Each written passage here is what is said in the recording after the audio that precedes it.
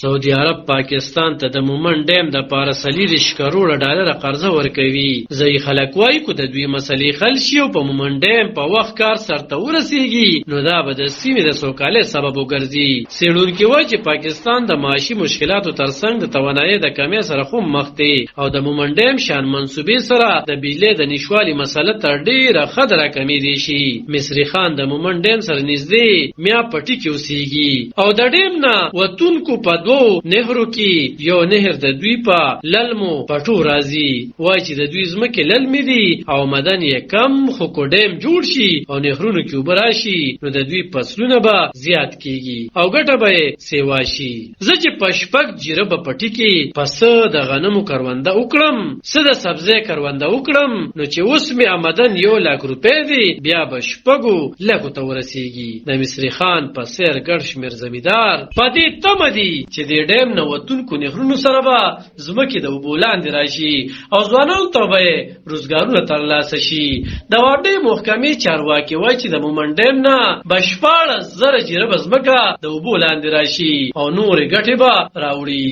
یو بل زمیندار تاج علي خان وایي چې دوی د ډیر وخت راځي د دې ډیم د جوړېدو په تمه وو خو اوس پرې کار پیل شو او خوشبینه دي چې دلته ورسره د خلکو معاشي حالت بدل شي. دلته ډیر ځوانان بیروزګار دي په پنجاب کې مزدوري کوي ځینې دلته په غر کې د بکري کاڼې روباسي نو کو ډیم جوړ شي او روزګار ورته ترلاسه شي نو دا به ډیره د خوشحالۍ خبره وي. د مومن ډیم پرانیسته په کال 2019 کې شوی او د محکمې د چارواکو په وینا د 300 اربه نه زیات روپو په لګښت به پر کار د کال 2015 پورې سرته ورسیږي چې تر 800 میگاواټه پورې بجلی به پیدا کوي. څېړونکي وایي چې پاکستان دا وخت د معاشي مشکلاتو سره مخ دی او دې قرضې ترلاسه کېدو سره به په مومن ډیم باندې په ټاکل شي وخت د کار سر رسیدو امکان زیات شي. دا ډیم په داسې سیمه کې جوړیږي کومه چې وړاندې قبایلي سیمه وه. دا علاقې په تیرو او یا کالو کې د پرمختیا نه وروسته پاتې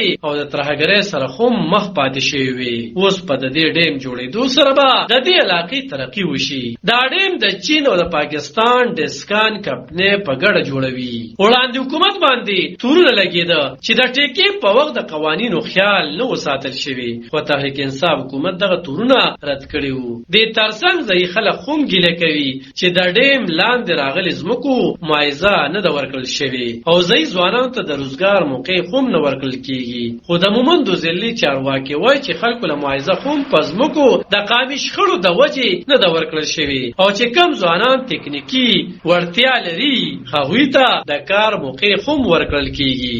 علاب خان شیرپو دلبر نیوز ضلع مومند.